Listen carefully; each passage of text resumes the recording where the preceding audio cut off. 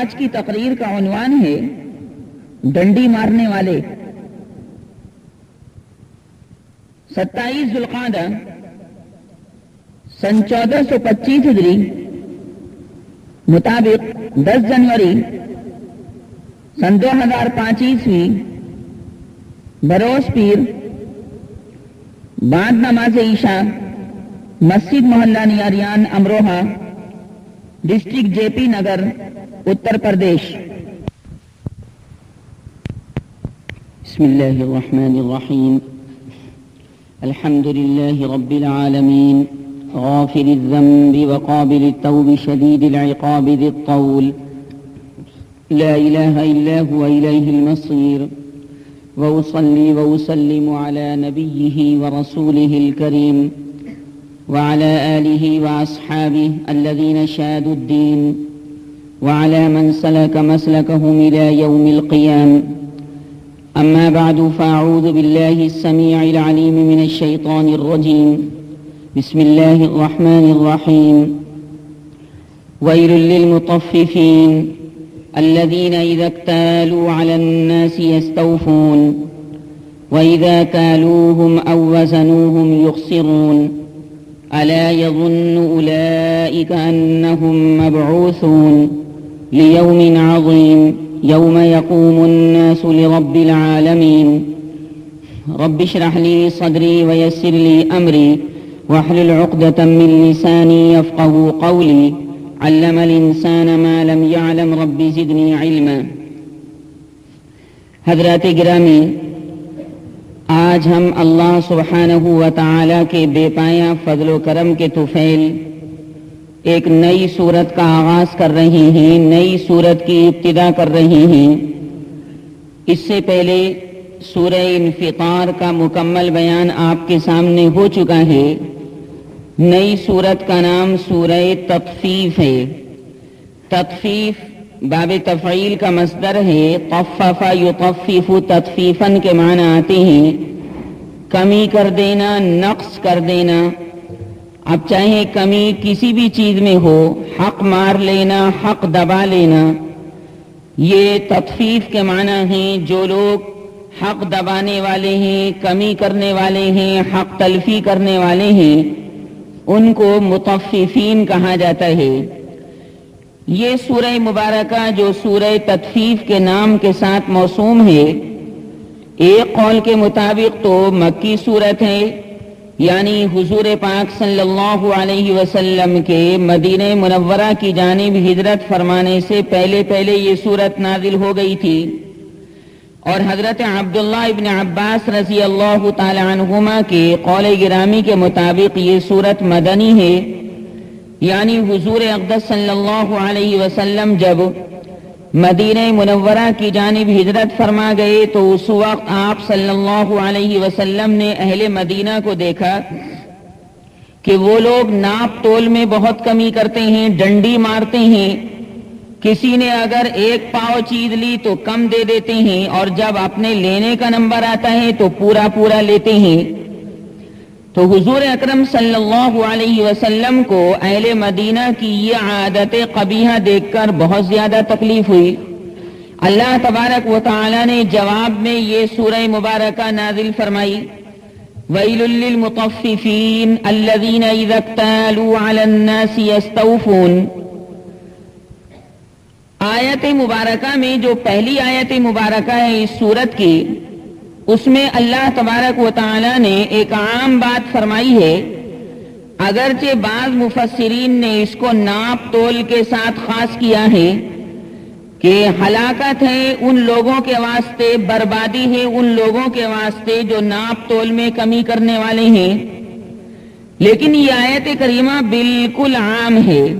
ناپ تول کا ذکر تو کر دیا گیا ہے کیونکہ ظاہر سی بات ہے کہ عام طور سے لوگ ناپ تول میں زیادہ کمی کرتے ہیں، ڈنڈی مارتے ہیں، وزن کم کر کے دیتے ہیں، ایسے ہی ناپ کم کر کے دیتے ہیں۔ آیت مبارکہ میں ناپ تول کا ذکر تو ویسے ہی آ گیا ہے، لیکن در حقیقت اگر آپ غور فرمائیں تو آیت کریمہ بالکل عام ہے۔ جو آدمی بھی حق تلفی کرنے والا ہے، چاہے کسی بھی لائن سے حق تلفی کرنے والا ہو، اس آیت کریمہ کا مصداق ہے، اس کے لیے ہلاکت اور بربادی ہے۔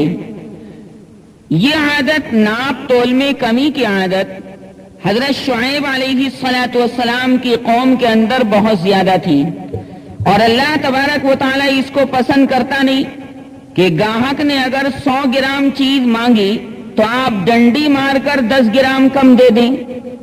اسی طرح 1 لیٹر تیل مانگا گاہک نے اور آپ جناب کچھ ملی لیٹر تیل کم کر کے دے دیں، باری سبحانہ و تعالی اس چیز کو پسند نہیں کرتا۔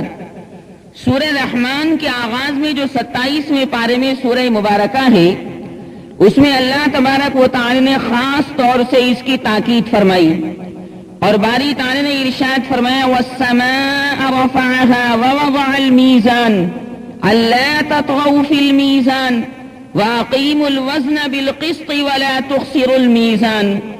فرمایا باری تعالیٰ نے آسمان کو اونچا کیا، آسمان کو بلندی عنایت فرمائی، زمین کا بچھونا بچھا دیا، اور پھر باری تعالیٰ نے میزان کو یعنی ترازو کو قائم فرما دیا۔ یہ میزان کو اور ترازو کو باری تعالیٰ نے کیوں قائم فرمایا؟ تاکہ اللہ تبارک و تعالیٰ کی مخلوق، اللہ کے بندے عدل اور انصاف کا مظاہرہ کر سکیں، کسی کا حق نہ دبا سکیں، کسی کی حق تلفی نہ کر سکیں، کیونکہ باری تعالیٰ کو عدل کرنا اور انصاف کرنا بہت زیادہ پسندیدہ ہے، اور یہ عدل و انصاف کی چیز مسلمانوں ایسی ہے کہ باری سبحانہ و تعالی قیامت کے میدان میں بھی عدل و انصاف کا مظاہرہ فرمائیں گے۔ دنیا کے اندر آپ کو معلوم ہے کہ قرآن پاک اور احادیث کریمہ، شریعت اسلامیہ، شریعت مصطفیہ، احادیث کریمہ، یہ سب انسانوں کے واسطے اور جنات کے واسطے ہیں۔ وَمَا خَلَقْتُ الْجِنَّ وَالْإِنسَ إِلَّا لِيَعْبُدُونَ۔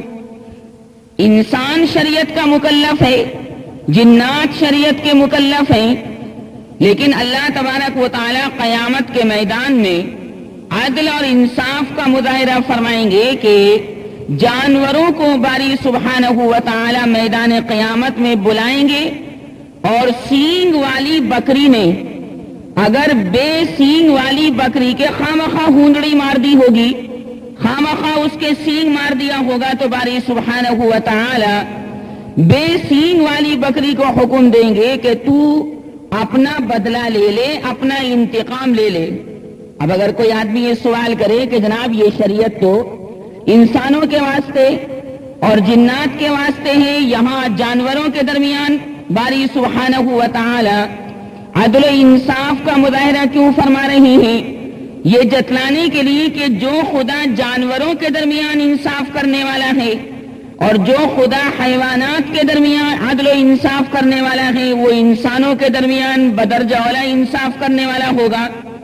وہ قطعاً کسی کی حق تلفی نہیں کرتا، بلکہ باری سبحانہ و تعالی انسانوں کے مظالم کو معاف فرماتے فرماتے مغفرت کا پروانہ جاری فرماتے رہتے ہیں، اور انسانوں کی پکڑ نہیں فرماتے۔ 14ویں پارے میں تو باری سبحانہ و تعالی نے ارشاد فرمایا وَلَوْ يُؤَاخِذُ اللَّهُ النَّاسَ بِظُلْمِهِمْ مَا تَرَكَ عَلَيْهَا مِنْ دَابَّةٍ وَلَكِنْ يُؤَخِّرُهُمْ إِلَى أَجَلٍ مُّسَمًّى، کہ اگر باری سبحانہ و تعالی ہر انسان کی ہر غلطی پر پکڑنے لگے تو فرمایا روئے زمین پر ایک انسان زندہ باقی نہیں رہے گا، کیونکہ انسان ہر وقت گناہ کرتا ہی رہتا ہے، اللہ تبارک و تعالی کی بارگاہ سے بغاوت کرتا ہی رہتا ہے، باری سبحانہ و تعالی کی مرضی کے خلاف کام ہوتا ہی رہتا ہے۔ قدم قدم پر ہم جیسے گندے انسانوں سے باری سبحانہ و تعالی کی مرضیات کے خلاف کام ہوتے ہی رہتے ہیں۔ فرمایا اگر باری تعالی پکڑ کرنے پر آ جائے ما ترک علیہا من دابہ، تو روئے زمین پر کسی چوپائے کو باقی نہیں رکھے گا، سب انسانوں کو اور سب جنات کو باری سبحانہ و تعالی ہلاک فرما دے گا۔ لیکن نہیں، باری تعالیٰ ایسا نہیں کرتا، اور یہ سوچ کر نہیں کرتا کہ میاں کہاں مجھ خدا کی ذات اور کہاں یہ کمزور بندے۔ اور ظاہر سی بات ہے کہ شر کا مادہ انسانوں کے اندر، جنات کے اندر باری سبحانہ و تعالی نے پیدا فرمایا ہے، لیکن امتحان اور آزمائش کی آگ میں اللہ تبارک و تعالی نے گرفتار کر رکھا ہے، جھلسا رکھا ہے، کہ دیکھو شر کا مادہ ہے، لیکن تمہیں اس شر کے مادے کو دبا کر خیر کے مادے کو غالب کرنا ہے، بھلائی کے مادے کو غالب کرنا ہے۔ اب اگر کوئی انسان یہ آبجیکشن کرے، یہ سوال کرے کہ پروردگار تو نے ہمارے اندر شر کا مادہ رکھا ہی کیوں، بدتمیزی کا مادہ رکھا ہی کیوں، گناہ کا مادہ رکھا ہی کیوں؟ اگر گناہ کا مادہ نہ رکھتا تو ہم سے کوئی گناہ سرزد نہ ہوتا۔ تو جواب اس سوال کا یہ ہے کہ اگر باری تعالیٰ شر کے مادے کو ہمارے اور آپ کے اندر نہ رکھتا تو پھر ہمارا امتحان کیسے ہوتا؟ امتحان تو اپوزٹ ہوتا ہے۔ امتحان ظاہر سی بات ہے پاس کی قدر جبھی ہوتی جب کوئی فیل بھی ہوتا ہے، اور گلاب کے پھول کی قدر انسان جبھی کرتا ہے جب اس میں کانٹے بھی اللہ تبارک و تعالی نے پیدا فرما رکھے ہیں۔ اگر کانٹے نہ ہوتے تو کوئی آدمی پھول کی قدر کرنے والا نہ ہوتا، جاہل نہ ہوتا تو عالم کی قدر کیسے ہوتی، یا بیماری نہ ہوتی تو صحت کی قدر کیسے ہوتی؟ تو اللہ تبارک و تعالی نے ضد پیدا کر کے، ایک مخالف چیز پیدا کر کے، مخالف چیز کو ظاہر فرما کر ان تمام اچھائیوں کی قدردانی کی ہمیں اور آپ کو توفیق عنایت فرمائی ہے۔ اب ظاہر سی بات ہے کہ دنیا تو دارالامتحان ہے، ایگزامینیشن روم ہے، جیسے ممتحن ایگزامنر دارالامتحان میں، ایگزام روم میں، ایگزام ہال کے اندر کوئی طالب علم اگر پرچے کا جواب غلط لکھ رہا ہے تو وہ ٹوکتا نہیں، غلط لکھ رہا ہے لکھنے دو۔ ایسے اگر پرچے کا جواب صحیح لکھ رہے ہیں تو اس وقت بھی کچھ نہیں کہتا، میں اس کی مرضی ہے پرچے کا جواب، سوال کا جواب صحیح لکھے یا غلط لکھے۔ بالکل اسی طرح اللہ تبارک و تعالی نے ہمیں اور آپ کو دنیا کے اندر چھوٹ دے رکھی ہے کہ خیر کا راستہ اختیار کرو تو ظاہر سی بات ہے کہ تم خیر کی لائن میں کامیاب ہو جاؤ گے، اور اگر شر کا راستہ اختیار کرو گے تو شر کی لائن کے اعتبار سے تم کامیاب ہو جاؤ گے، لیکن باری تعالیٰ شر کو پسند کرتا نہیں۔ اس کی مثال بالکل ایسی ہے، چھری، چاقو، جس کو انگلش میں نائف کہتے ہیں، عربی میں سکین کہتے ہیں۔ وہ نائف اور چاقو جو ہے، ظاہر سی بات ہے کوئی اگر یہ سوال کرے کہ میں خامخواہ اللہ نے یہ چاقو پیدا کر دیا، میں اس کے ذریعے سے تو لوگ پیٹ پھاڑ دیتے ہیں، پیٹ میں چاقو مار دیتے ہیں، پیٹ میں چاقو مار کر آنتوں تک کو کاٹ دیتے ہیں، خون بہا دیتے ہیں۔ اللہ تبارک و تعالی نے ظاہر سی بات ہے کہ اس چاقو کو پیدا فرمایا، لیکن اس واسطے نہیں جس واسطے اعتراض کرنے والا ذکر کر رہا ہے، بلکہ یہ چاقو ایسا ہے کہ اس سے اچھا کام بھی آپ لے سکتے ہیں۔ اس چاقو سے آپ قلم بھی تو بنا سکتے ہیں، اسی چاقو سے آپ جناب ترکاری بھی کاٹ سکتے ہیں، اسی چاقو سے آپ پینسل بھی تراش سکتے ہیں، اسی چاقو سے آپ کاغذ بھی کاٹ سکتے ہیں، اسی طرح اور بہت سے اچھے کام اس چاقو سے لیے جا سکتے ہیں۔ آپ شر کا پہلو کیوں اختیار کر رہے ہیں؟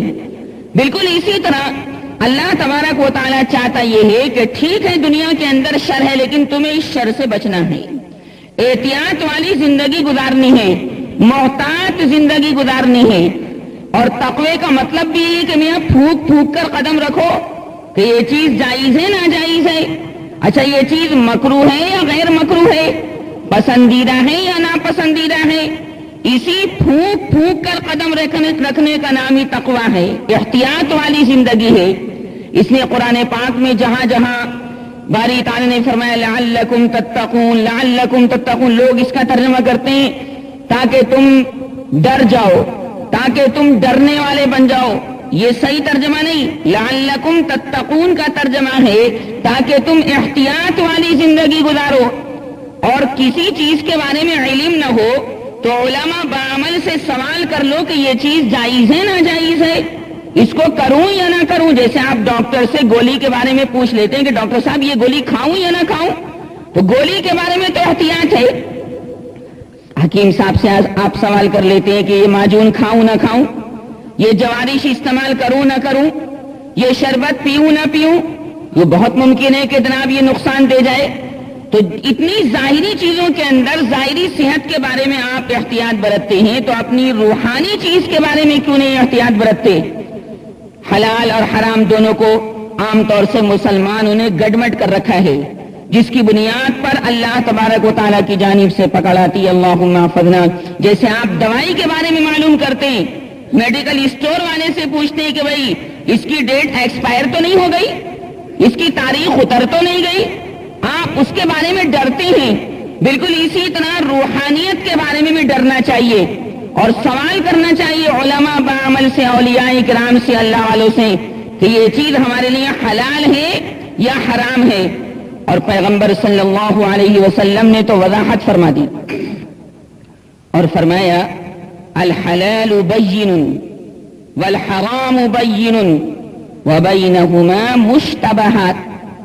فرمایا کچھ چیزیں بالکل کلیئرلی حلال ہیں، جیسے زمزم کا پانی پینا حلال ہے، نل کا پانی پینا حلال ہے، شربت روح افزا پینا حلال ہے. کچھ چیزیں کلیئرلی بالکل حرام ہیں کھلے طور سے، کوئی شک و شبہ نہیں ان کے حرام ہونے میں. جیسے خنزیر کا گوشت کھانا حرام ہے، خنزیر کی کھال کا استعمال کرنا حرام ہے، خنزیر کے بالوں کو استعمال کرنا حرام ہے، شراب کا استعمال کرنا کلیئر کھلے طور سے حرام ہے. میرے سچے آقا صلی اللہ علیہ وسلم نے فرمایا کہ ان دونوں چیزوں کے درمیان کچھ شبے والی چیزیں بھی ہیں. فرمایا ان شبے والی چیزوں کو جب تمہارے سامنے لایا جائے، شبے والی چیزیں کہ پتہ نہیں حلال ہیں پتہ نہیں حرام ہے، تو ان شبے والی چیزوں کا جب معاملہ سامنے آئے تو استعمال نہ کرنا بہتر ہے.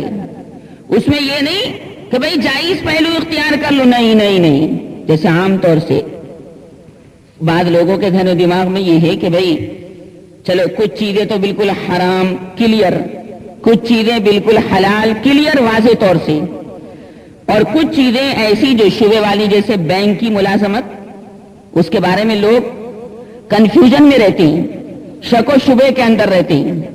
حالانکہ آپ کو معلوم ہے کہ بینک کا جتنا کاروبار ہے وہ سب سود پر مبنی ہے. نبی کریم صلی اللہ علیہ وسلم نے بالکل وضاحت کے ساتھ ارشاد فرمایا سود کے بارے میں کہ جو آدمی سود کھانے والا ہے اس پر خدا کی لعنت، جو سود دینے والا ہے اس پر خدا کی لعنت، جو سود لینے والا ہے اس پر خدا کی لعنت، جو سود پر مدد کرنے والا ہے اس پر خدا کی لعنت، جو سود کے کاروبار میں ہیلپر یعنی مددگار ہے اس کے اوپر لعنت، جو سود کے کاروبار سے ذرا سا بھی ٹچ ہے وہ اللہ تبارک و تعالیٰ کی گرفت اور لعنت کا حقدار اور مستحق ہے. پیغمبر صلی اللہ علیہ وسلم نے کلیئرلی بخاری شریف کی حدیثیں جو میں نے آپ کو ابھی سنائی، جس کا مفہوم میں نے آپ کو ابھی سنایا. اب ہمارے ہندوستان میں جو بینک کاری ہے، بینک کا جو سسٹم ہے وہ سارا سود کے اوپر مبنی ہے. ہاں ایک کھاتا اس میں ہوتا ہے جس میں جناب آپ باقاعدہ اپنی رقم رکھتے ہیں اور اس میں حفاظت کے بدلے میں، سیفٹی کے بدلے میں آپ بینک کو کرائے کے طور پر کوئی چیز دیتے ہیں. اس خانے کے تحت میں تو جواز کا درجہ ہے. ایک سیونگ بینک ہوتا ہے، سیونگ کھاتا ہوتا ہے کہ جس میں آپ نے 100 روپے جمع کروائے اور جناب وہ بڑھ کر 150 یا 200 روپے ہو گئے. یہ سیونگ کھاتا جو ہے ظاہر سی بات ہے کہ کلیئرلی بالکل حرام ہے، جس کو لوگ عام طور سے شبے کی نگاہ سے دیکھتے ہیں، حالانکہ کلیئرلی نبی کریم صلی اللہ علیہ وسلم کے فرمان عالی کے مطابق. اچھا، جو آدمی بینک کی ملازمت کرتا ہے، بینک میں مینیجر ہے یا جناب بینک کا چپراسی ہے، اسی طرح سودی کاروبار میں کسی طرح سے بھی وہ ٹچ ہے، شریعت اسلامیہ کی نگاہ میں اس کی کمائی سب کی سب حرام کے اوپر مبنی ہے. کیونکہ سود کے اندر دولت ایک مقام پر سمٹ کر آ جاتی ہے اور اللہ تبارک و تعالی نہیں چاہتا کہ یہ دولت اور یہ پیسہ اور یہ روپیہ سمٹ کر ایک طرف کو چلا جائے، غریب غریب رہے بلکہ اس کی غریبی میں اضافہ ہوتا رہے. اللہ کبھی نہیں چاہتا. مالدار مالدار بنتا رہے، جیسے ساہوکار، جیسے جناب سود پر پیسہ دینے والا، سود کے اوپر جناب کاروبار کرنے والا، وہ تو مالدار سے مالدار ہوتا جاتا ہے. اور جو بیچارہ غریب آدمی ہے جس نے جناب ولیمے کے لیے، لڑکی کی شادی کے لیے پیسہ لے لیا، وہ غریب سے غریب تر بنتا چلا جاتا. سود پر سود، پھر سود پر سود، پھر سود پر سود. انتہائی غربت کے عالم میں بیچارہ خودکشی کر لیتا ہے، آتم ہتیا کر لیتا ہے. جیسے آندھرا پردیش میں کتنے کسانوں نے جناب آتم ہتیا کر لی، کرناٹک میں کتنے لوگوں نے جناب خودکشی کر لی، اس لیے کہ جو سود پر پیسہ دینے والا ہے وہ مطالبہ کرتا ہے کہ ہمارا پیسہ ادا کرو، اور اس کے پاس پیسے کی ادائیگی کے لیے روپیہ نہیں، پیسہ نہیں، دولت نہیں، دھن نہیں، لہذا پریشان ہو کر یہ اپنے آپ کو ختم کر لیتا. اللہم احفظنا. یہ سب نتیجہ ہے اس بات کا کہ غیر اسلامی طریقہ کار اختیار کیا جاتا ہے جس کی بنیاد پر یہ تمام قبائح اور برائیاں لازم آتی ہیں۔ اس لیے جو لوگ بینک کے سلسلے میں شک و شبے کے اندر مبتلا ہیں وہ آج کی مجلس میں بالکل ایسے آدمی کے ہاں کسی چیز کا استعمال کرنا، اس کے ہاں کی چیز کھانا، اس کی چیز کو جناب استعمال کرنا قطعاً درست نہیں۔ ہاں اگر اس کا کوئی دوسرا کاروبار بھی ہے، مثلا اس کی جناب کسی چیز کی دکان بھی ہے اور شرط یہ ہے کہ اس دکان میں وہ سود کا پیسہ لگا ہوا نہ ہو، بلکہ اس کی حلال کمائی جو دوسرے انداز سے اس نے کبھی کی ہو، حلال اور حرام کمائی دونوں مل گئی ہو، تو ایسی صورت میں علماء نے ارشاد فرمایا ہے کہ اس آدمی کے مکان پر کھانا درست نہیں، لیکن اگر موقع پڑ جائے، مجبوری پیش آ ہی جائے اور جناب بات بنے سے نہ بنے، پھنس جائے کہ اگر نہیں کھاؤ گے تو ناراضگی کا خطرہ ہے اور بہت ناراضگی کا خطرہ ہے، تو ایسی صورت میں یہ دھیان کر کے کھا لینا چاہیے کہ یہ لقمہ جو میں کھا رہا ہوں یہ اس کی حلال کمائی کا ہے، یہ میرے ساتھ زبردستی کر رہا ہے، میں اس کو قطعاً استعمال کرنا نہیں چاہتا لیکن یہ مجھ کو پھنسا رہا ہے۔ تو ایسی کمائی اگر مشترکہ ہے اور اس میں حلال کمائی زیادہ ہے، یہ قید بھی لگا دینا، مثلا 75%، 75% اس کی کمائی حلال ہے دوسرے کاروبار سے اور 25% جناب اس کا حرام روپیہ بھی اس کے اندر ملا ہوا ہے، تو ایسی شکل میں یہ حکم ہے، ورنہ اس کے اندر بھی افضل بات یہی ہے کہ اس سے بچا جائے، اس سے احتراز کیا جائے اور اس سے اپنی حفاظت کی جائے۔ میرے سچے آقا صلی اللہ علیہ وسلم نے ارشاد فرمایا کہ قرب قیامت میں ایک وقت ایسا آئے گا کہ لوگ مختلف انداز سے اور مختلف ہیلوں اور بہانوں سے سود کو حلال کریں گے۔ یہ ایف ڈی بھی جو ہمارے یہاں چلتی ہے یہ بھی اسی کا حصہ ہے۔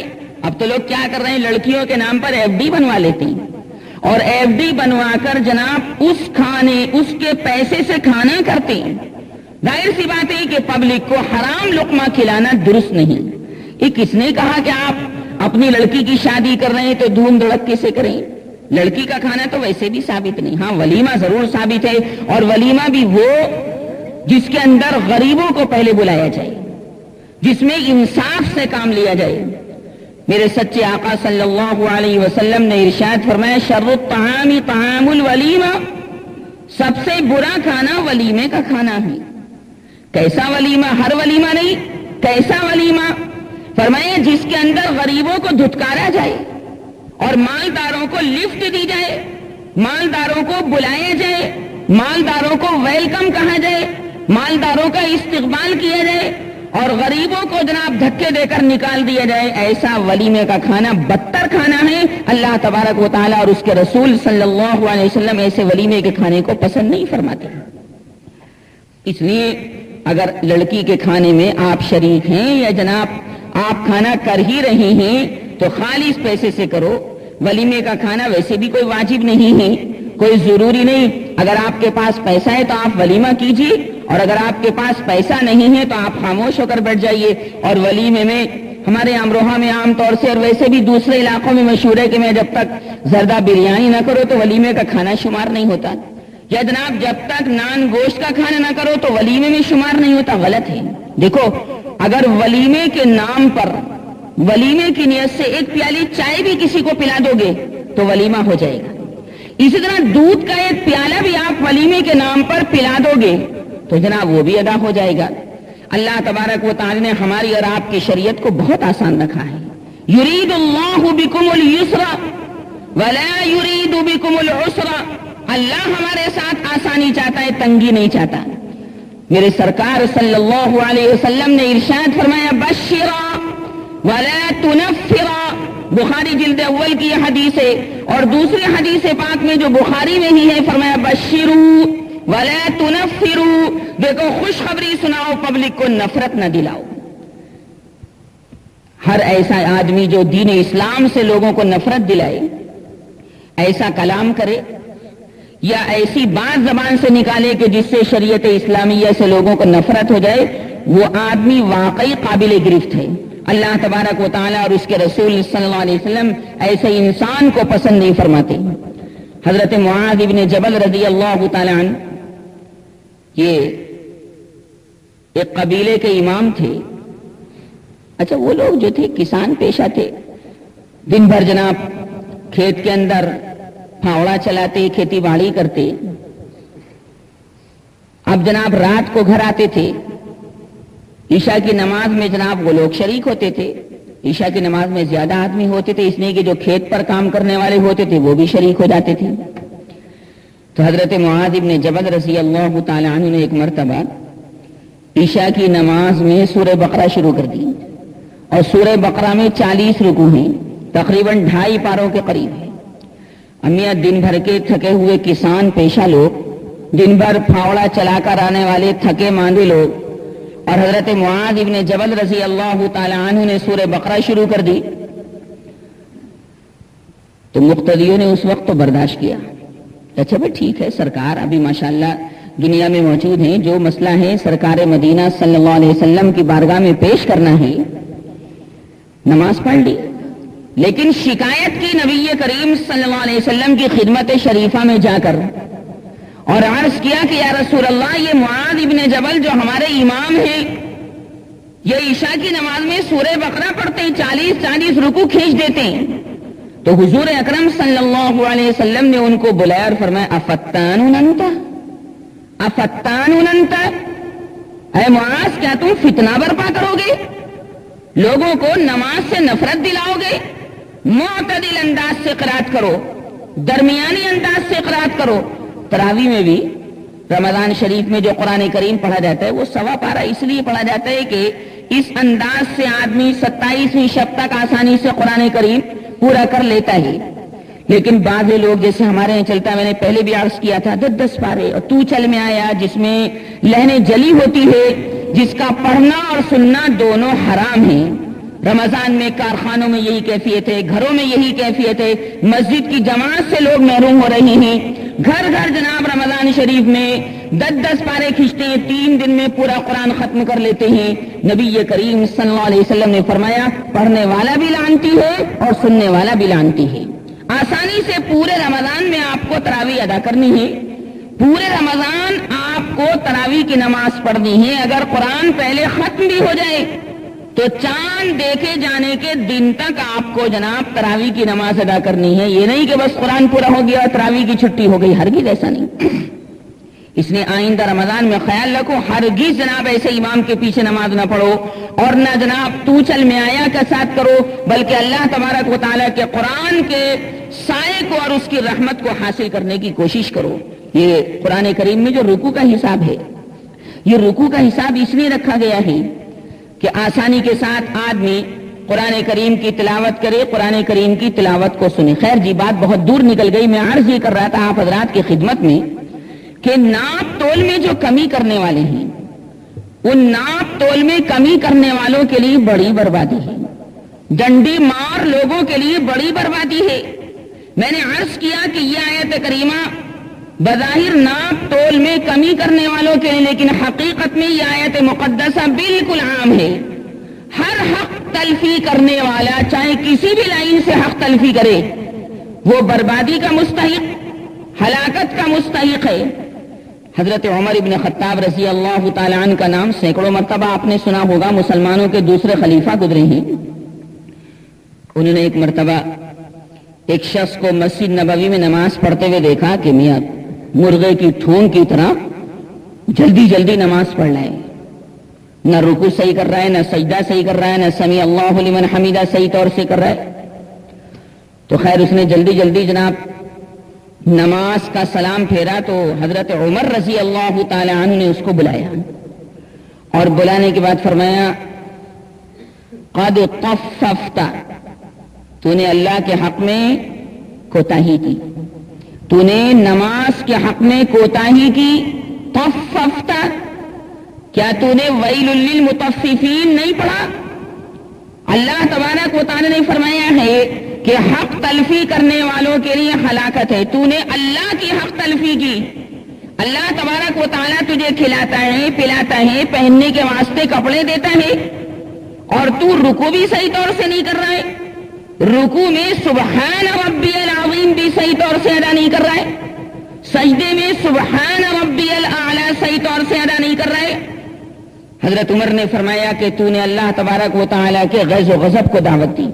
اس سے ایک بات یہ معلوم ہوئی کہ جو لوگ نماز کے چور ہیں وہ واقعی اللہ تبارک و تعالیٰ کے غیظ و غضب کے مستحق ہیں۔ نماز کے چور دو طرح کے ہیں، ایک تو وہ آدمی کہ جو بالکل ہی نماز نہیں پڑھتا۔ اچھا، ہم اور آپ جو نماز کی ادائیگی کر لیتے ہیں، خدا کی قسم ہمارا آپ کا کوئی کمال نہیں۔ پچھلے درس میں بھی میں نے عرض کیا تھا کہ کوئی نمازی اپنی نمازوں کے اوپر غرہ نہ کرے۔ بسا اوقات ایسا ہوا ہے دنیا کے اندر کہ بے نمازی کو اللہ نمازی بنا دیتا ہے اور نمازی کو بے نمازی بنا دیتا ہے۔ کبھی غرور مت کرنا اپنی نماز کے اوپر۔ پچھلے درس کے اندر بھی میں نے عرض کیا تھا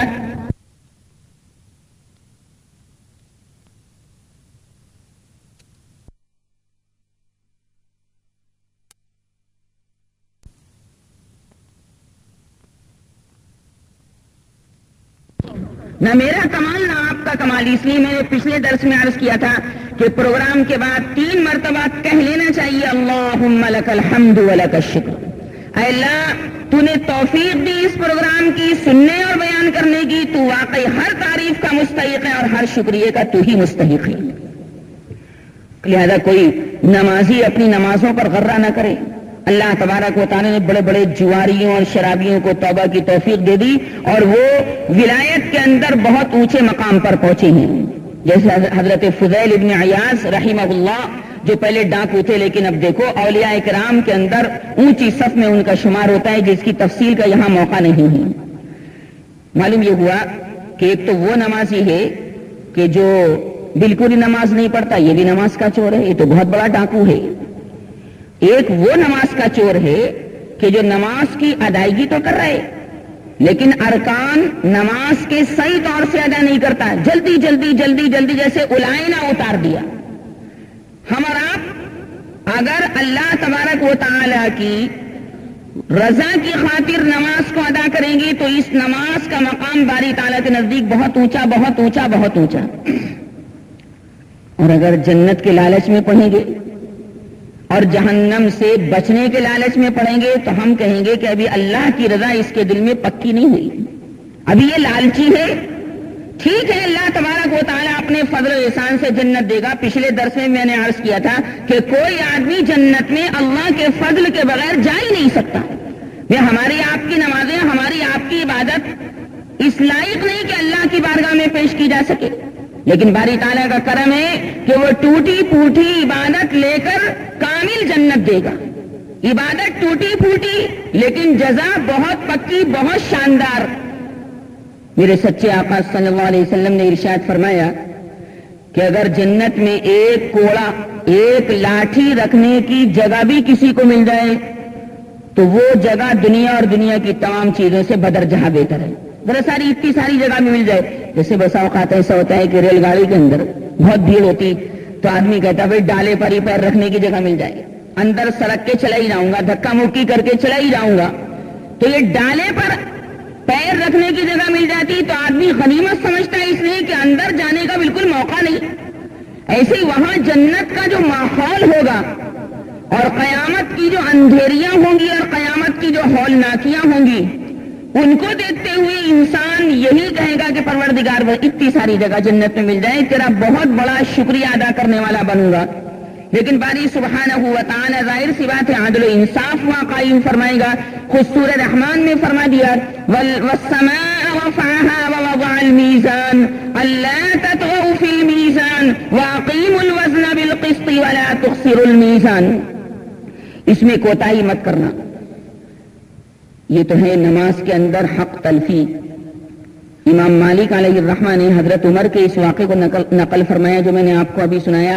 یہ واقعہ پورا موطا امام مالک میں موجود ہے۔ اچھا، پھر اس کے بعد اس واقعے کو لکھ کر حضرت عمر کا جو واقعہ کہ جناب حضرت عمر نے دیکھا کہ وہ نماز کے اندر جلدی جلدی ارکان ادا کر رہا ہے تو فرمایا طففتا، تو نے نماز میں کوتاہی کر دی۔ امام مالک علیہ الرحمہ اس کو موطا امام مالک میں لکھنے کے بعد ارشاد فرماتے ہیں، بڑی اچھی بات ارشاد فرماتے ہیں لکل شیء وفاء وتطفیف، لکل شیء وفاء وتطفیف، ہر چیز میں پورا پورا حق ادا کرنا ہے اور ہر چیز میں کوتاہی کرنا، دونوں چیزیں ہر لائن کے اندر پائی جا سکتی ہیں۔ ایک مزدور ہے، مالک نے اس سے کہا کہ تجھے 6 گھنٹے میرے مکان پہ کام کرنا ہے۔ اب مالک ذرا سا ہٹا اور اس نے جناب بیڑی سوتنا شروع کر دی، یا جناب خامخواہ ویسے ہی بیٹھ گیا اور باتیں چیتیں کرنے لگا، اللہ کی پکڑ میں آئے گا۔ کیونکہ ٹھیک ہے مالک تو چلا گیا، اپنے کام کاج میں لگ گیا، لیکن اللہ تبارک و تعالیٰ کی نگاہ سے کوئی چیز اوجھل نہیں۔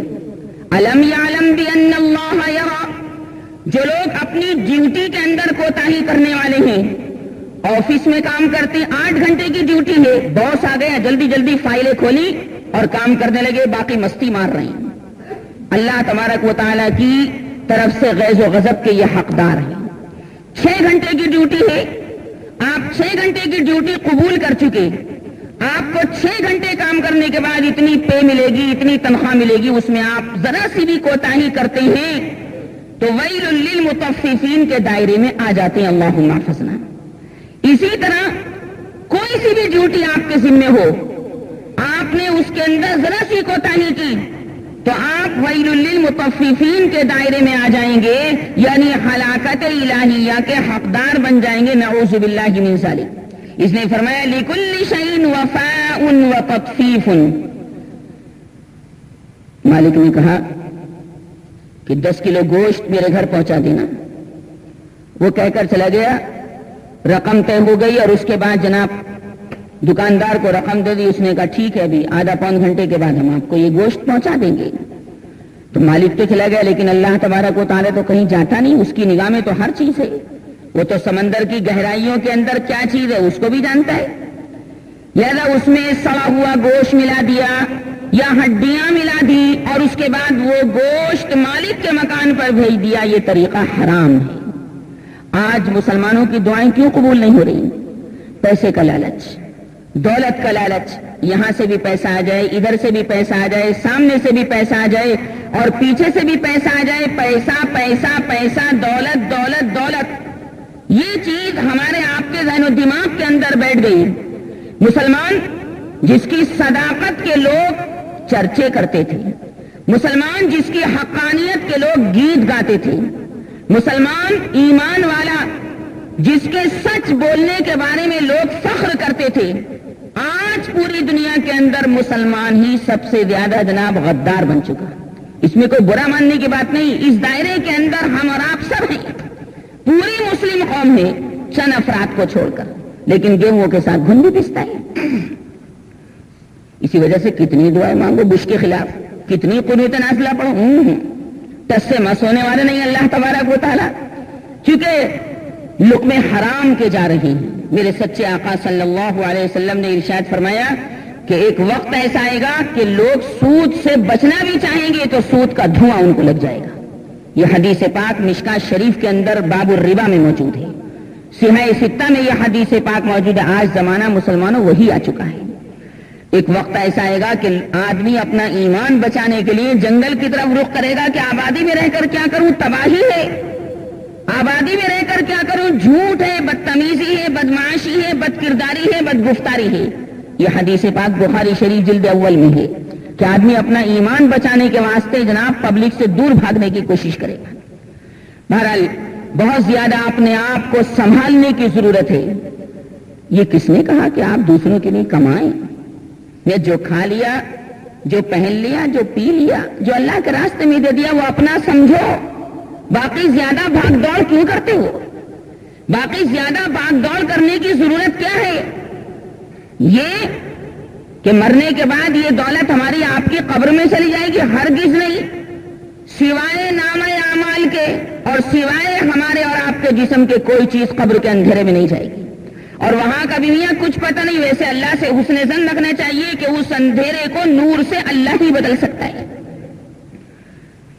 اور وہ نور قبر میں کیسے آئے گا؟ قرآن پاک کے احکام پر عمل کرنے کی وجہ سے، قرآن پاک کے ساتھ بے انتہا وابستگی اختیار کرنے کی وجہ سے، قرآن پاک کے ساتھ وارفتگی اختیار کرنے کی وجہ سے آئے گا۔ کیونکہ ختم قرآن، آپ قرآن کھول کر دیکھیں، آخر میں ایک دعا لکھی رہتی ہے قرآن کے آخر میں، اس میں لکھا رہتا ہے اللہم آنس وحشتنا فی قبرنا. کھول کر دیکھنا قرآن یہاں سے نمٹنے کے بعد بالکل ختم قرآن کی یہ دعا ہے. کیا مطلب؟ یہ قرآن انس پیدا کرتا ہے، یہ قرآن قبر کے اندر نور پیدا کرتا ہے. یہ قرآن اللہ تبارک و تعالیٰ سے ہمیں اور آپ کو اور قرآن سے عشق کرنے والے کو، قرآن سے محبت کرنے والے کو باری تعالیٰ سے بہت قریب کر دیتا ہے. سب سے بڑا قرب کا ذریعہ یہی قرآن مجید فرقان حمید ہے. لہذا کسی بھی لائن میں آپ مجھے نہیں معلوم کہ آپ میں سے کون کس لائن کے اعتبار سے کام کرتا ہے، کس لائن کے اعتبار سے کاروبار کر رہا ہے، یہ میں نہیں جانتا. میں تو عام بات ذکر کر رہا ہوں کہ جو لائن آپ کی ہے اس لائن میں کوتاہی مت کرنا. ایک آدمی قرآن کریم سن رہا ہے اور پڑھنے والے نے جناب کسی طرح کی کوئی غلطی کر دی اور وہ یہ سوچنے لگا کہ میاں بعد میں سنائے گا تب غلطی نکال دوں گا، ابھی چھوڑو جانے دو. غلط ہے. کیا پتا بعد میں اس کی موت آ جائے سنانے والے کی، اور کیا پتا سننے والے کی موت آ جائے، یہ غلطی باقی رہے. لہذا فوراً ٹوکنا چاہیے کہ غلط پڑھا. قرآن کھول کر دکھاؤ کہ یہ لفظ کہاں ہے جو تم پڑھ رہے ہو، کس انداز سے تم پڑھ رہے ہو. تو ہر لائن کے اعتبار سے اپنے آپ کو سنبھالنا ہے. حضرت یونس ابن عبید، ان کا واقعہ اس وقت میرے ذہن میں آ رہا ہے جو اسی سے متعلق ہے. یہ بہت بڑے اللہ والے گزرے ہیں، کپڑے کا کام کرتے تھے. ہمارے ہاں اللہ والے کا تصور یہ ہے کہ میاں ایک کونے میں بیٹھا ہوا ہو، تسبیح لیے ہوئے ہو، اور وہ تسبیح کھٹ کھٹ کھٹ کھٹ جناب اس کے دانے گر رہے ہوں.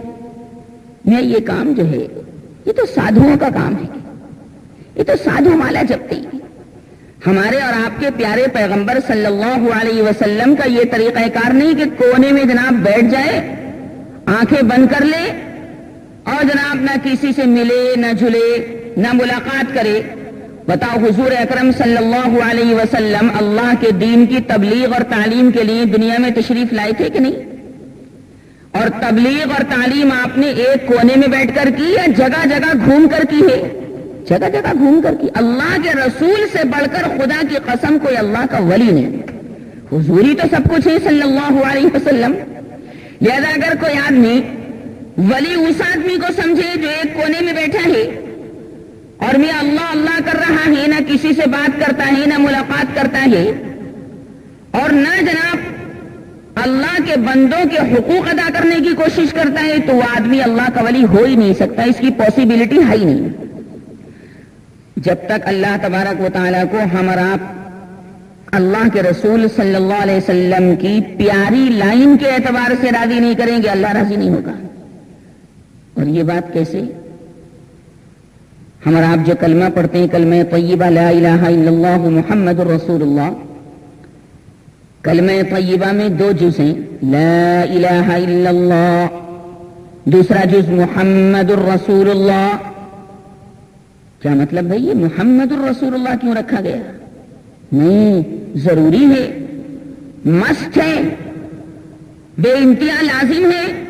کیا مطلب؟ اللہ تبارک و تعالیٰ کو راضی کرو، باری سبحانہ و تعالیٰ کو راضی کرو، کیونکہ سب کچھ اسی کا عطا کردہ ہے. اللہ کو راضی کرو، لا الہ الا اللہ. سوال پیدا ہوا کہ اللہ کو کیسے راضی کریں؟ جواب دیا اللہ کے رسول صلی اللہ علیہ وسلم کے پاک طریقے پر چل کر محمد الرسول اللہ. کوئی آدمی اللہ کو راضی کرنا چاہے لیکن حضور پاک صلی اللہ علیہ وسلم کے پاک طریقے کے خلاف کرے، اللہ کبھی راضی نہیں ہوگا.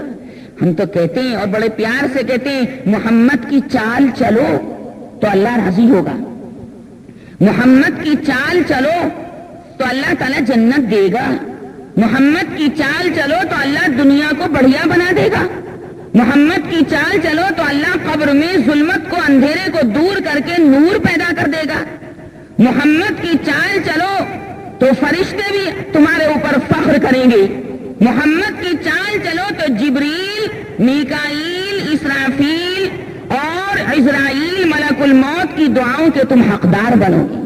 کیونکہ جبریل چھوٹے ہیں، محمد الرسول اللہ بڑے ہیں، میکائیل چھوٹے ہیں، محمد الرسول اللہ بڑے ہیں، ملک الموت چھوٹے ہیں، محمد الرسول اللہ بہت بڑے، بہت بڑے، اتنے بڑے ہیں کہ اللہ کے بعد انہی کا نمبر ہے. بعد از خدا بزرگ تو یہ قصہ مختصر.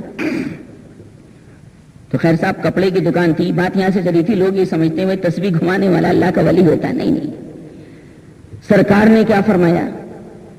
نبی کریم صلی اللہ علیہ وسلم نے ارشاد فرمایا التاجر الصدوق الامین مع النبیین والصدیقین، فرمایا امانت دار دکاندار، امانت دار تجارت کرنے والا قیامت میں نبیوں کے ساتھ اٹھے گا۔ دیکھو یہی دکان نبیوں کے ساتھ آپ کو اٹھا رہی ہے اور یہی تجارت نبیوں اور صدیقوں کے ساتھ آپ کو اٹھا رہی ہے، لیکن کیسے؟ خالص دیانت داری کے ساتھ۔ وہ کچے رنگ کی اگر دری ہے تو کلیئر کہہ دو کہ صاحب یہ کچا رنگ ہے، پکے رنگ کی دری ہے تو کہہ دو یہ پکا رنگ ہے، کچی لکڑی کی اگر میز ہے تو کلیئر بتاؤ۔ ایسا نہیں کہ کچی لکڑی کی میز بنائی، ٹیبل بنائی، کچی لکڑی کی چیئر بنائی، کرسی بنائی اور اس کے بعد اس پر پینٹ کروا دیا اور جناب گاہک کے ہاتھ بیچ دیا یہ کہہ کر کہ یہ بہت شاندار لکڑی ہے۔ اللہ دیکھ رہے ہیں کہ کچی لکڑی لگی ہوئی ہے اور تم کہتے ہو کہ پکی لکڑی ہے، شاندار لکڑی ہے، تم نے دھوکہ دیا۔ اللہ تبارک و تعالیٰ کے رسول صلی اللہ علیہ وسلم کی تعلیمات کے خلاف تم نے سامنے والے کو دھوکہ دیا، لیکن تم گاہک کو دھوکہ دے سکتے ہو، اللہ کو دھوکہ نہیں دے سکتے۔ یخادعون اللہ والذین آمنوا وما یخدعون الا انفسهم وما یشعرون، دھوکہ دینے والا دوسرے کو بظاہر دھوکہ دے دیتا ہے لیکن اللہ تبارک و تعالیٰ کو دھوکہ نہیں دے سکتا، اس کے یہاں سب نوٹ ہو رہا ہے۔ جیسا کہ میں نے پچھلے درس میں بتایا تھا کراما کاتبین یعلمون ما تفعلون، ایک ایک حرکت نوٹ ہو رہی ہے۔ تو خیر حضرت یونس ابن عبید سلے سلائے کپڑوں کی ان کی دکان تھی، نماز کے بہت پکے کہ اذان ہوتے ہی دکان بند، کتنی بڑے گاہک بیٹھے ہوں، فرما دیا کرتے تھے کہ جی دیکھو اذان ہو گئی، اللہ کا مؤذن ہم کو بلا رہے حی علی الصلاح حی علی الفلاح کہہ کر، آپ کوئی دکانداری نہیں، اب نماز کے بعد آپ سے بات ہوگی۔ اور وہ یہ فرماتے تھے، لوگ کہا کرتے تھے کہ حضرت تھوڑی دیر بعد آپ چلے جاتے مسجد میں، اذان ہوتے ہی آپ تو دکان بند کر دیتے، تھوڑی دیر بعد آپ چلے جاتے گاہک کو سودا دے دیتے، جیسے ہمارا آپ ٹائم دیکھتے رہتے ہیں کہ بھئی اب جماعت میں 2 منٹ رہ گئے، 3 منٹ رہ گئے، بھئی گاہک کو نمٹا نہیں۔ یہ سوچو، یہ پکا یقین آج سے جما لو کہ جو پیسہ آپ کی قسمت میں ہے ضرور ضرور آ کر رہے گا، اور جو نہیں ہے گاہک کی کتنی خوشامد کرو وہ جناب آپ کے یہاں سے سودا لے گا نہیں، کیونکہ اس کا دل اللہ کے ہاتھ میں ہے۔ اسی کو اللہ پاک نے قرآن مجید کے 18ویں پارے میں فرمایا رجال لا تلہیہم تجارۃ ولا بیع عن ذکر اللہ وإقام الصلاة وإیتاء الزکاة یخافون یوما تتقلب فیہ القلوب والابصار، کہ کچھ آدمی ایسے تجارتی دکاندار کاروباری لوگ کہ ان کو اللہ تبارک و تعالیٰ کے ذکر سے، اللہ کی نماز سے دکانداری کبھی روکتی نہیں۔ دیکھو قرآن کے 18ویں پارے میں ہے، یہ تمہاری تعریف ہو رہی ہے، بشرطے کہ تجارت خالص اسلامی طریقے پر ہو۔ اور اگر یہ ہو کہ میاں یہ گاہک ہاتھ سے نکل جائے گا اور پھر میرے پاس روپیہ پیسہ زیادہ نہیں آئے گا، گاڑی نہیں آئے گی، فریج نہیں آئے گی، ریفریجریٹر نہیں آئے گا، موبائل نہیں آئے گا، فلاں چیز نہیں آئے گی، تو یہ تو خواہشات آپ نے بڑھا رکھی ہیں۔ ایک درس میں نے آپ کو بتلایا تھا کہ ہماری اور آپ کے ہاں جو مشکلات بڑھ رہی ہیں، دنیا کے اندر جو مشکلات بڑھ رہی ہیں، وہ زیادہ بچے پیدا ہونے کی وجہ سے نہیں بڑھ رہی، بلکہ خواہشات ہم نے اور آپ نے بہت بڑھا لی ہیں۔ گھر کے اندر یہ بھی ہو اور یہ بھی ہو، چاہے قرضہ لینا پڑے، لیکن یہ چیز ضرور ہونی چاہیے، تو ظاہر سی بات ہے کہ پھر قرضہ اتارے گا کون؟ اور جو آدمی فضول چیز کے لیے قرضہ لیتا ہے اللہ تبارک و تعالیٰ اس کی مدد نہیں فرماتا، اور جو جائز چیز کے لیے قرض لے لیتا ہے اور نیت یہ ہوتی ہے کہ واقعی میں اس کو ادا کروں گا ضرور بھی ضرور ادا کروں گا، مجبوراً میں نے قرض لیا ہے، تو میرے سچے آقا صلی اللہ علیہ وسلم فرماتے ہیں کہ اللہ تبارک و تعالیٰ پھر ایسے قرض لینے والے کے ساتھ ایک فرشتہ مقرر کر دیتا ہے جو اس کے لیے دعا کرتا رہتا ہے کہ پروردگار اس کا قرضہ اتار دے، اس کا قرضہ اتار دے، اس کا قرضہ اتار دے۔ حضرت عائشہ صدیقہ رضی اللہ تعالی عنہ بہت قرض لیتی تھی۔ کسی نے پوچھا امی جان، امت کی ماں ہیں، وہ ام المومنین ہیں، حضور صلی اللہ علیہ وسلم کی زوجہ محترمہ ہیں، امی اتنا قرضہ بار بار قرضہ لیتی؟ فرمایا میرے سچے آقا صلی اللہ علیہ وسلم نے حدیث بیان فرمائی تھی کہ جو آدمی قرضہ اتارنے کی نیت سے قرضہ لے لیتا ہے اور جائز کام کے لیے قرضہ لیتا ہے تو اللہ تبارک و تعالیٰ ایک فرشتہ دعا کرنے والا اس کے لیے لگا دیتا ہے، میں فرشتے کی دعا کو حاصل کرنے کے لیے قرضہ لیتی ہوں۔ آدمی جناب اگر پکے ایمان والا ہو، چاہے مرد ہو چاہے عورت ہو، اس طرح بات کرتا ہے اور اس کے دائرے میں آ جاتا ہے. تو خیر جی، اذان ہو گئی. کپڑے کی دکان، حضرت یونس ابن عبید کا واقعہ. سلے سلائے کپڑے، جیسے آج کل ریڈی میڈ کی دکان آپ نے دیکھی، بہت ریڈی میڈ کپڑے جناب چل رہی. سلے سلائے کپڑے جوڑے بیچتے تھے. اب کرتا لے لو، پاجامہ سلا ہوا لے لو، یا کرتے کے ساتھ تہمن لے لو. تہمن کے بارے میں بھی ایک بات عرض کر دوں کہ کھلا ہوا تہمن پہننا جو سلا ہوا نہ ہو شریعت میں جائز نہیں. آپ نے بہت سے لوگوں کو دیکھا ہوگا، پہلوانوں کو خاص طور سے دیکھا ہوگا، کھلا ہوا تہمت پہنتے ہیں، ذرا اس سے پہلوانی ٹپکتی ہے. نہیں، کھلا ہوا تہمت اگر آپ پہنیں گے تو ظاہر سی بات ہے کہ چلتے وقت رانیں کھلتی ہیں، گھٹنے کھلتے ہیں، ٹانگیں کھلتی ہیں، اور گھٹنا سطر کے اندر داخل ہے، رانے سطر میں داخل ہیں، جن کو ہر حال میں چھپانا ضروری اور لازم ہے. بعض لوگ کہتے تھے میں گھٹنے ہی تو کھلے ہوئے ہیں، انڈر ویئر پہن لیتے ہیں، گھر میں اتنا مائیں اور بہنیں رہتی ان کے سامنے بھی نہیں شرماتے ہیں. گھٹنے بھی سطر میں شامل ہیں، ناف سے لے کر گھٹنے سمیت آپ کی سطر مردانہ. عورت پوری کی پوری سطر ہے، بس چہرہ کھول سکتی نماز کی حالت میں، یہ ہتھیلیاں کھول سکتی نماز کی حالت میں، اور یہ پیر کھول سکتی نماز کی حالت میں.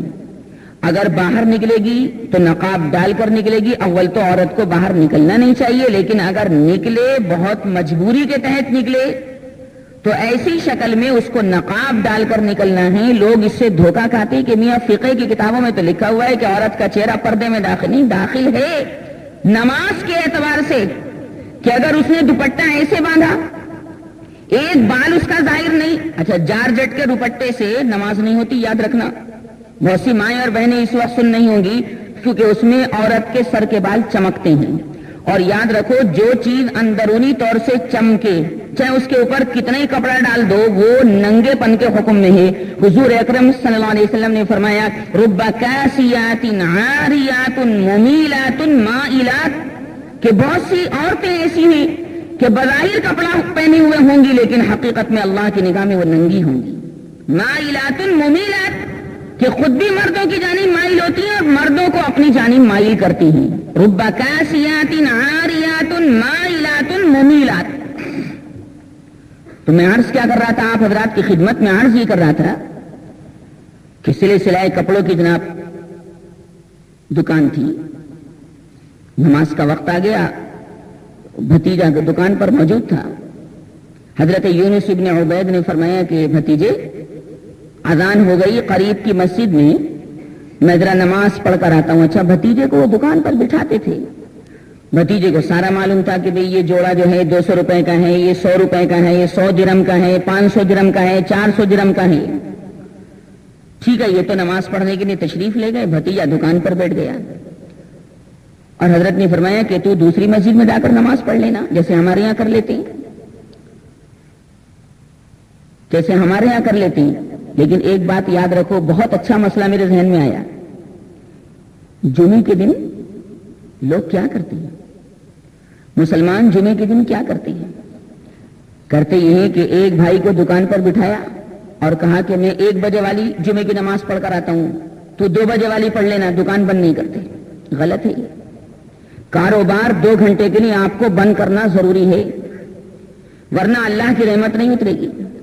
قرآن میں ہے، یا ایھا الذین آمنوا اذا نودی للصلاۃ من یوم الجمعہ فاسعوا الی ذکر اللہ وذروا البیع ذلکم خیر لکم ان کنتم تعلمون. 28ویں پارے میں سورہ جمعہ کا دوسرا رکوع. ایمان والو، جب جمعے کی اذان ہو جائے تو پھر تم جمعے کی تیاری کرو. فاسعوا الی ذکر اللہ، ذکر اللہ سے مراد یہاں جمعے کی نماز ہے. وذروا البیع، دکانداری چھوڑ دو. اب ہمارے یہاں کیا ہیلا کرتے ہیں، میں 1 بجے والی جمعے کی نماز پڑھ کے آتا ہوں، تو 2 بجے والی پڑھ لینا، تو 3 بجے والی پڑھ لینا، اور دکانداری بند نہیں ہوتی. لہذا اس کی وجہ سے بے برکتی دکان کے اندر آتی ہے. فقہاء نے ارشاد فرمایا ہے بالکل کلیئرلی مسئلہ یہ ہے کہ جمعے کے دن آپ کو 2 گھنٹے کے لیے یا 1.5 گھنٹے کے لیے دکانداری بند کرنی پڑے گی. اور اللہ تبارک و تعالیٰ 1-1.5 گھنٹہ 2 گھنٹہ جو آپ دکانداری بند کریں گے, اللہ تبارک و تعالیٰ اس نقصان کی پورتی اپنے فضل و احسان سے فرما دے گا. نفع نقصان باری سبحانہ ہوا تعالیٰ کے ہاتھ میں. جب خدا کو مسلمانوں تم 2 گھنٹے کے لیے خدا کے حکم کو پورا کرو گے تو اللہ تبارک و تعالیٰ برکتوں کی بارش فرما دے گا. اس لیے جو آپ میں سے جو حضرات جمعے کے دن دکانداری بند نہیں کرتے ان کو بند کرنی پڑے گی اگر اللہ تبارک و تعالیٰ کی رحمت لینی ہے. قرآن میں سری حکم ہے, میں آپ کو کسی حدیث کا حوالے نہیں دے رہا. وَذَرُوا الْبَيْعَ, تم دکانداری کو چھوڑ دو, خرید و فروخت کو چھوڑ دو, سلائی مشین بند کر دو, رندہ چلانا بند کر دو, کٹنگ کی دکان بند کر دو, پنساری کی دکان بند کر دو. کئی ملازم ہو تو کہہ دو کہ بھائی جان ہم جمعے کے دن 2 گھنٹے کے نہیں آئیں گے, اس لیے کہ ہمیں نہانا بھی ہے, دھونا بھی ہے, کپڑے بدلنے بھی ہیں اور نماز بھی پڑھنی ہے. بعض لوگ جمعے کے دن صبح میں غسل کر لیتے, فجر کے بعد ہی نہا لیتے. یاد رکھو جمعے کے غسل کی سنت ادا نہیں ہوگی. میرے سرکار صلی اللہ علیہ وسلم کی جو سنت ہے جمعے کے دن نہانا, یہ جب ادا ہوگی جب نہا کر فوراً مسجد جاؤ.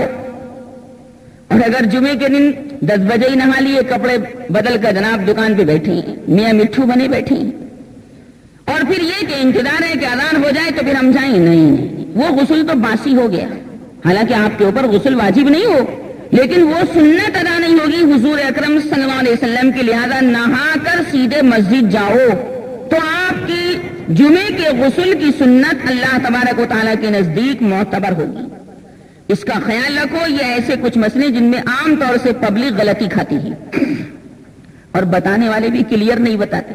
میں نے تو آپ کے سامنے اعلان کر رکھا ہے کہ میں جس قابل بھی ہوں, عصر سے لے کر مغرب تک آپ میں سے جو میرے پاس آنا چاہے, کوئی بھی مسئلہ ہو, کسی بھی لائن کا ہو, آپ لا سکتے ہیں. کوئی ایمرجنسی مسئلہ ہو تو ٹیلی فون پہ آپ اس کو معلوم کر سکتے ہیں.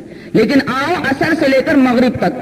اس کے دوسرے اوقات میں آپ آئیں گے تو ممکن ہو سکتا ہے کہ ملاقات ہو جائے, اور یہ بھی ہو سکتا ہے کہ ملاقات نہ ہو. لیکن عصر اور مغرب کے بیچ میں مردانہ کمرے میں بیٹھا رہتا ہوں, اسی واسطے, اور پبلک آتی رہتی ہے. اس لیے میری طرف سے تو کھلا ہوا اعلان ہے کہ جب چاہو جو چیز چاہو آ کر معلوم کر سکتے ہو. کوئی ایمرجنسی چیز ہے ٹیلی فون سے معلوم کرو. تو خیر جی, میں کیا عرض کر رہا تھا, میں عرض یہ کر رہا تھا کہ یہ دکان چھوڑ کر مسجد چلے گئے, بھتیجا بیٹھ گیا. اس درمیان میں ایک گاہک آ گیا. اس نے کہا بھائی ایک پاجامہ چاہیے, ایک کرتا چاہیے. اچھا, اس پاجامے اور کرتے کی قیمت جو تھی وہ 200 درہم تھی. ہمارے یہاں کے اعتبار سے آپ سمجھیں 200 روپے. اب بھتیجے نے جناب وہ پاجامہ اور کرتا جو تھا وہ سامنے ڈال دیا. گاہک کو وہ چیز پسند آ گئی. کہا کیا قیمت ہے؟ بھتیجا بولا 400 درہم. حالانکہ حقیقت میں وہ کتنے کی تھی؟ 200 کی. میں بہت بڑا نفع کما رہا ہے. اس کو ہمارے یہاں کہتے ہیں غبن فاحش, شریعت میں کہتے ہیں غبن فاحش. یہ آٹے میں نمک کی طرح کھاتے رہو, اللہ تبارک و تعالیٰ برکت دے گا. اب 1 روپے کی چیز خریدی اور آپ 100 روپے میں بیچ رہے ہیں, یہ سوچ کر 99 میرے پاس آئیں گے, مالدار بن جاؤں گا. اچھا, مالدار بن گئے, اور مالدار بننے کے بعد سیدھے جناب روح نکل گئی, تو یہ مالداری کس کام کی؟ کسی کام کی نہیں. اس لیے پیسے سے محبت نہ کرو, پیسہ دینے والے خدا سے محبت کرو, برکتیں آئیں گی. ٹھیک ہے جناب. اس نے وہ 400 درہم نکال کر دے دیے, اور 400 درہم نکال کر دینے کے بعد اس نے وہ جوڑا پہن لیا, اور پرانا جوڑا جو تھا وہ وہیں دکان پر رکھ دیا. اور اس نے کہا کہ یونس ابن عبید کیا نماز پڑھنے گئے ہیں؟ کہ جی. ارے مجھے تو خیال ہی نہیں رہا, مجھے بھی تو نماز کو جانا تھا. چلو چلو, میں نے اب نیا جوڑا پہن لیا ہے, میں بھی نماز پڑھتا ہوں, مسجد جاتا ہوں. وہ نیا جوڑا پہن کر 400 درہم میں نیا جوڑا خرید کر مسجد پہنچا. اب وہاں جب پہنچا تو مسجد کی سیڑھیوں پہ یہ چڑھ رہا تھا, جماعت ختم ہو چکی تھی, لوگ نکل رہے تھے جماعت کی نماز پڑھ کر. حضرت یونس ابن عبید بھی وہاں سے نکل رہے تھے. وہ جوڑا اس اجنبی آدمی کے جسم پر دیکھا, پہچان گئے کہ یہ میری دکان کا ہے. بھائی ہر دکاندار اپنی دکان کی چیزوں کو پہچان لیتا ہے. لوگ چھالی کو پہچان لیتے ہیں، ہلدی کی گرہ کو پہچان لیتے ہیں کہ یہ ہلدی ہماری دکان کی ہے، یہ سونف دھنیا ہماری دکان کا ہے. لوگ بڑے تاڑو ہیں. چنانچہ حضرت یونس ابن عبید نے پوچھا کہ یہ جوڑا تم نے کہاں سے خریدا؟ اچھا کوئی جان پہچان نہیں تھی، اس لیے کہ وہ دکاندار کے پاس تو، بھتیجے کے پاس تو ان کی غیر موجودگی میں آیا. کہاں سے خریدا؟ دل میں یہ بات ہے کہ میری دکان کا ہے. وہ کہنے لگا کہ میں نے یونس ابن عبید کی دکان سے یہ جوڑا خریدا ہے. کتنے میں خریدا؟ 400 روپے میں خریدا، 400 درہم میں خریدا. اب یہ تو بے انتہا بے چین ہو گئے. دیکھو یہ ہے ایمان کی علامت. یہ تو بے چین ہو گئے کہ میاں یہ تو جوڑا 200 درہم کا ہے، میرے بھتیجے نے ان کو ٹھگ لیا، 200 درہم بڑھتی لے لیے. ایسا لگتا ہے کہ جیب میں رکھے گا 200 درہم اور مجھے 200 درہم دکھا دے گا، فوراً ایک دم چوکنا ہو گئے کہ ہیں کہیں میری دکانداری برباد نہ کر دے، اللہ کا غضب نازل نہ ہو جائے. فرمایا کہ آپ نماز پڑھ کر دوبارہ دکان پر آنا. میں اب یہ تو نہیں کہتا کہ ابھی میرے ساتھ چلو، نہیں، نماز پڑھ کر آنا. بہت اچھا، ٹھیک ہے. اب وہ بیچارہ گاہک نماز سے فارغ ہونے کے بعد دوبارہ حضرت یونس ابن عبید کی دکان پر پہنچا تو حضرت نے اپنے بھتیجے کو بہت ڈانٹا اور کہا کہ بتلا، صحیح بتلا کہ یہ جوڑا 200 کا ہے یا 400 کا ہے؟ بولا 200 کا ہے. تو نے پھر 200 روپے اس سے، 200 درہم اس سے بڑھتی کیوں لیے؟ تو نے ان کو ٹھگ لیا. تو وہ گاہک جو تھا کہنے لگا کہ میں نے تو اپنی خوشی سے دیے ہیں، 400 روپے پہ تو میں راضی ہو گیا. فرمایا ٹھیک ہے تو راضی ہو گیا 400 روپے پہ، لیکن میں کیا کروں گا ان 200 روپے کا؟ جس خدا نے آج 200 روپے کی بکری میری کروائی ہے وہ آئندہ بھی 200 کی کروا دے گا. لیکن تیرے 200 روپے بڑھتی لے کر میں اپنی دکان میں بے برکتی پیدا نہیں کرنا چاہتا. اگر تو یہ 200 روپے واپس لیتا ہے، 200 درہم واپس لیتا ہے تو بہت اچھا، ورنہ میں یہ سودا فس کرتا ہوں، یہ سودا ختم کرتا ہوں.